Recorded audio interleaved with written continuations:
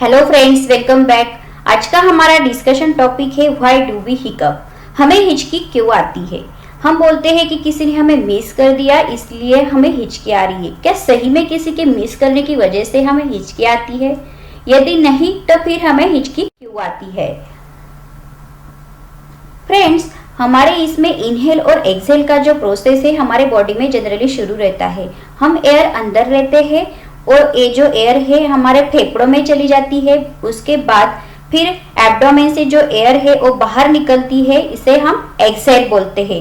ये प्रोसेस हमारे बॉडी में नॉर्मली शुरू रहता है क्योंकि यहाँ पे जो एपिग्लोटिस हमारे गले में मौजूद होता है वो ओपन होता है और इसकी वजह से हम इजीली हमारे पेट में जो एयर है वो बाहर एक्सहेल कर सकते हैं। जब अंदर एयर आती है तो हमारे पेट में और चेस्ट रीजन को सेपरेट करने के लिए यहाँ पे डायफ्राम मौजूद होता है। ये डायफ्राम की पंप जैसी एक्शन होती है। इसकी वजह से वो जब रिलैक्स हो जाता है तब हमारे बॉडी का, हमारे एब्डोमेन का एयर हम एक्सहेल कर पाते हैं। और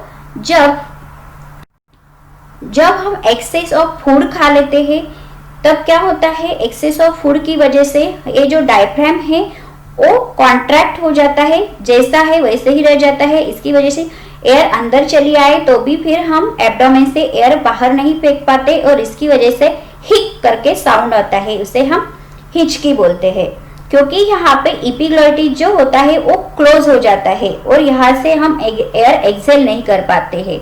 ये प्रोसेस जो है विद इन सेकंड होता है। तो फिर ये हिचकी क्यों आती है?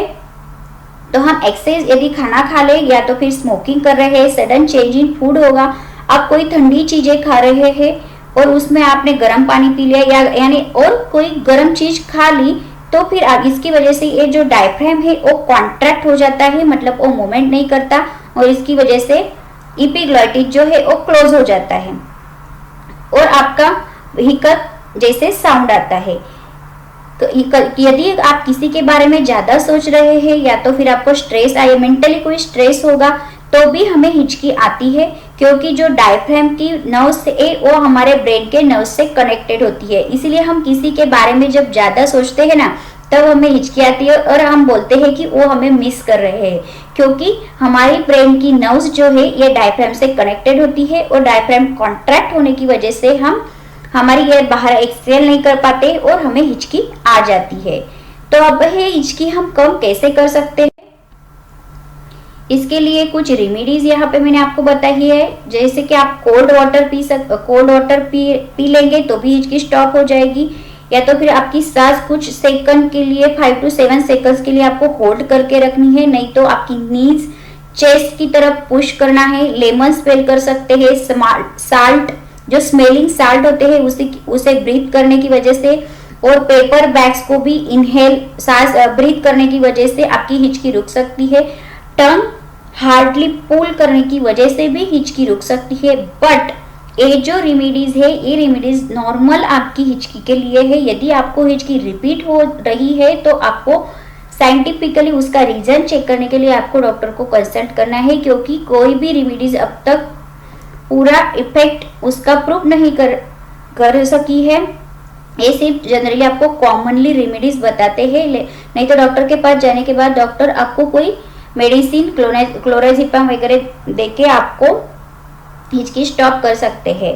बट आपको ये कॉमन रीजन से, इसके लिए मेनली आपने कम लेस खाना है और आप ठंडी चीज खा रहे हैं तो इसकी वजह से क्या होगा, ठंडा पानी पीने के लिए डॉक्टर क्यों सजेस्ट करते हैं? इसकी वजह से जो हमारे बॉडी में कार्बन डाइऑक्साइड बढ़ जाती है और कार्बन डाइऑक्साइड बढ़ने की वजह से डायफ्राम जो है नॉर्मली वर्क पाएगा और हमारी हिचकी चली जाएगी। इसलिए कोल्ड वाटर हमें डॉक्टर मोस्टली सजेस्ट कर सकते हैं। कभी कभी कार्बोनेटेड जो फूड है हम खाते हैं, कभी कार्बोनेटेड ड्रिंक की वजह से भी, सोडा की वजह से भी हिचकी आती है। तो ये स्टॉप करने के लिए आपको ये कुछ रेमेडी आप ट्राई कर सकते हैं। और यदि आपकी हिचकी कंटिन्यू है तो फिर डॉक्टर को कंसल्ट करना आपको जरूरी होता है।